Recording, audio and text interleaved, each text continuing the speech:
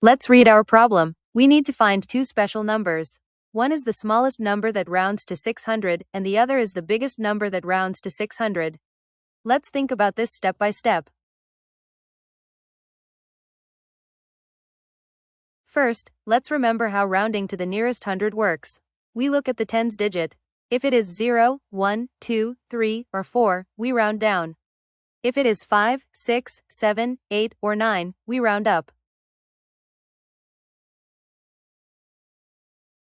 Now let's think. The number 600 sits between 500 and 700.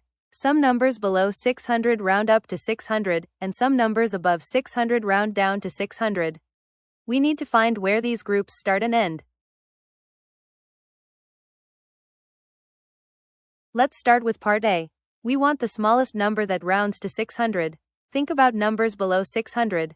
Numbers like 550, 560, 570 all have a tens digit of 5 or more, so they round up to 600.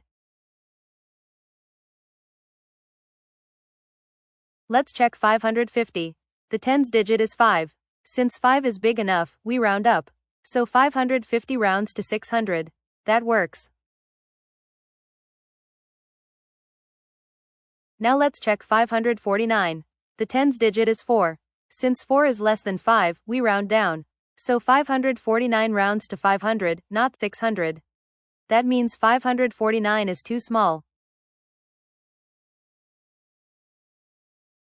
So 550 rounds to 600, but 549 does not. That means 550 is the smallest number that gives 600 when we round to the nearest hundred. Great job on part A. Now let's do part B. We want the biggest number that rounds to 600. Think about numbers above 600.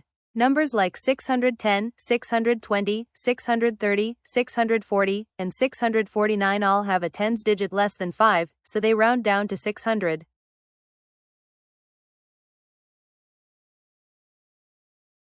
Let's check 649. The tens digit is 4. Since 4 is less than 5, we round down.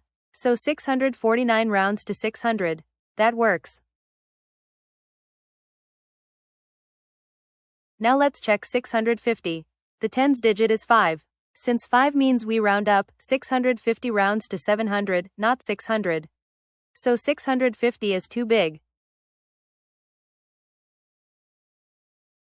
So 649 rounds to 600, but 650 does not. That means 649 is the greatest number that gives 600 when we round to the nearest hundred. Wonderful.